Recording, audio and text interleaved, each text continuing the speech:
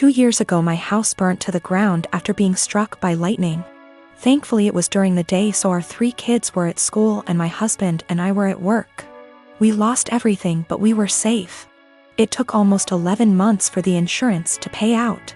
The insurance covered 1 month worth of hotel stays, but after that we were made to fend for ourselves, and the only option we had was to move in with my SIL. She tells us we can have her spare room and her office space. Since she used neither of the rooms, and her stipulations was we needed to purchase all of our own food and pay her $100 a week. By week 3 all of that changed. She then decides we need to pay her $250 a week and we can only use 1 room. So all 5 of us were crammed into the smallest room she had, which was the size of a glorified closet space and didn't even fit a twin bed and a small dresser. So we lived out of trash bags and slept on the floor for close to $1,000 a month some months, and still had to purchase all of our own food, despite her claiming my children on her food stamps. She also had no bills outside of her land tax, $450 a year, electric and heating oil, which she hardly ever filled. So we were essentially paying her so she could do leisure activities. It was the worst 8 months of my life. 3 months ago my grandmother decided that she wanted to go to assisted living after a fall and transferred the deed of her house to me, and basically said it was mine now. It is a 5-bedroom farmhouse. My boys insist on sharing a room, so we have 2 extra bedrooms. Well, my sister-in-law lost her house last month due to not paying her land tax for several years and asked if her and her stepdaughter could stay with us until they get enough money to move down south.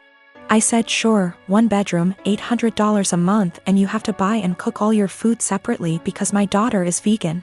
She looked at me like I had 10 heads and said that she and her stepdaughter should not be made to share a room when there are 2 extra rooms, and stated she cannot afford a rent of $800 while purchasing all of her own food on top of it.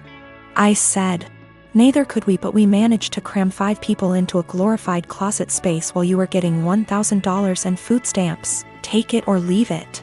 She decided to leave. My wife and I have been together for 5 years, married for 4. She had a bad marriage before me and had a child. I had no problem stepping up to the plate to help her raise her child. The father wants nothing to do with my wife or his kid. To the point, I had 2 friends that I've had since I was 16. They were both female and I had dated one of them for 4 years, but we split up agreeing that we made better friends than an actual couple. This never happens in real life apparently. She's always been my go for advice, and I made our friendship 100% transparent for my wife when we first met, and never did anything. Out of habit my friend and I still said we loved each other, but more if a platonic love. We both loved our current partners and never wanted anything between each other. However, after a few years this took a toll on my wife and she asked me to stop telling her that I loved her. So I explained this to my friend and she said she understood and would have no problem doing so. Another month or so I still have 100% transparency with my wife as to make her feel comfortable. I got deployed and my friend had just had her baby and asked me if I wanted to FaceTime to see her. I said yes, naturally happy for her and her husband. After a nice chat and meeting her new son, I got a call from my wife a few days later asking if I had talked to her KN FaceTime.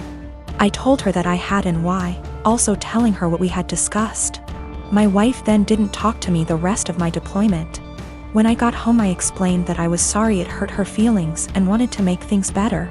She told me to never talk to her again. I tried to explain that it was just a friendship and that neither of us wanted a relationship. My wife took it upon herself to call her and tell her that if she didn't stop talking to me forever that she would tell my friend's husband that we were having an affair. She did not tell me any of this. I quickly noticed she had blocked me on everything, including my number. I had no idea what happened, so I confronted my wife and she told me that she was certain I was cheating on her, and that my friend and I were having an affair. She then told me that she had called her and only asked her to not talk to me anymore. I was slightly upset but stood by her decision and held no grudge. I feel like this event led to the breakdown of everything. She started to have no trust in anything I did, constantly going through my phone, and she would constantly lock her phone, or lock herself in the bathroom talking to someone on the phone. She started blaming her job for her unhappiness. I told her that I could pull extra hours at work if she wanted to quit to find a new one. She quickly quit her job and made no attempt to find work again. I was enlisted at the time. She said she hated that I was gone all the time, so I offered to go reserves to be with her more. She said that would fix it. So I got a civilian job that paid decent, but we had to move. The job is stressful and I'm not very fond of being a civilian. She has now come to the conclusion that I need to get out of the military and quit my civilian job, and we to move again, and that's the only way she'll be happy. I feel like I've given up everything for her to be happy. I'm trying to show her the logic that there is no way for us to survive if neither of us works. I love my wife and don't want a divorce, but I feel like she will never be happy and I'm not sure how to fix it. She blames everything on me and says that I'd be happier with someone else, or says she's leaving again. I'm currently deployed again, and the last week I was home she wouldn't talk to me or spend time with me and our daughter. She would lock herself in the bedroom all day. Then at night she would call me names and say I don't care about her and I never spend time with her. My wife and I have been together for 3 years. I have a daughter from my previous marriage. She's 14. I also have a stepson who tends to be rude at times but civil enough around adults. He's 16. He and his stepsister get along well. No arguing. No yelling, even better than most siblings I know, which is great, and it's quite a relief to see them loving and respecting each other. We have 2 bathrooms in the house. My daughter only uses the smaller one, since it's always available, unlike the main bathroom that me, my stepson and wife often use. I've recently received some money and decided to renovate the small bathroom that my daughter uses, since she complained about things needing to be fixed. I started the renovation 2 days ago, while my daughter uses the main bathroom as an alternative. There were no issues until my wife pulled me aside saying my daughter's been leaving period products inside the bathroom, and it wasn't right cause my stepson would see them. I asked my wife for more clarification, and turns out my daughter gets rid of her used pads by putting them in the trash can inside the bathroom. I told my wife there was nothing wrong with that, so what's the problem? She gave me a look, called me an ignorant, then dropped it. This morning she looked upset and told me my stepson went inside the bathroom after my daughter got out, and probably saw her used pads in the bathroom. I asked if she meant the trash can, and it was confirmed.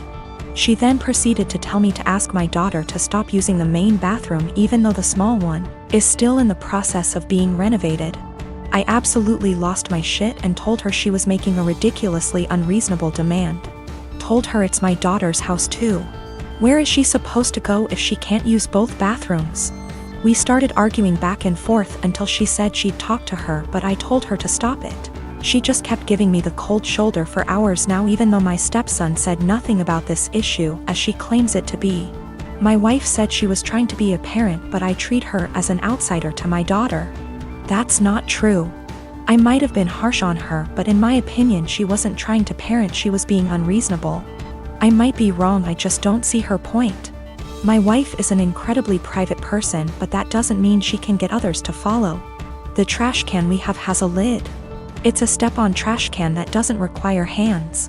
My stepson isn't even aware of what his mom's talking about. He can barely look around, he always has his phone glued to his face, and he doesn't pay attention to anything. I am a 33 years old female, and I found out that my ex-husband 37 male was cheating on me when I was 7 months pregnant with our son. I got a divorce and we share custody of our 3-year-old son. My ex-husband's girlfriend tried to get involved in my parenting several times. She even commented on my son's name, implying that we should agree on a name we all want, not just what I wanted, and tried to dictate what he should and shouldn't have. As a result, she started throwing stuff of his that I paid for myself. Honestly, it's frustrating because I'm barely getting by with the money I have and cannot afford to buy replacement for all the stuff she throws put, but my ex-husband says it's her house and she gets to decide what can and can't enter. I made a crochet blanket for my son with his name on it. This blanket is special to me, and the tools I used to be able to make it cost me money. Not to mention the time and effort it took to get it down. I sent my son to stay with his dad days ago, and he wanted to take the blanket with him to sleep with it. I don't know exactly what happened, But when I came to pick him up, he told me his dad's girlfriend took it away from him and threw it out, leaving him with no blanket to sleep with at night as punishment for him for not accepting the one she offered. I was furious. I called his dad, but he hung up on me. I sent him a text explaining the situation, but he texted back telling me that I should stop the drama and go look for a job if I have so much free time on my hand, instead of picking on his girlfriend. I felt frustrated. I visited his family, who are good to me, and told them about what their son's girlfriend did. Now it's worth mentioning that she's been working hard for their approval and to get on their good side. They were shocked to know about what she did. They all flipped out on her and started calling her out. My sister-in-law took it further by putting this on social media, which made other family members see what she did. My ex-husband called me, yelling about my pathetic attempt to turn his family against his girlfriend. I could hear her freaking out in the background while he was lashing out at me, saying I ruined every chance she had to have a good relationship with her future in-laws. I hung up and felt absolutely horrible, even though I was just venting to his family about what happened and felt frustrated. I'm not sure anymore, since the whole family aren't speaking to her, that might have a lasting impact on their relationship with her.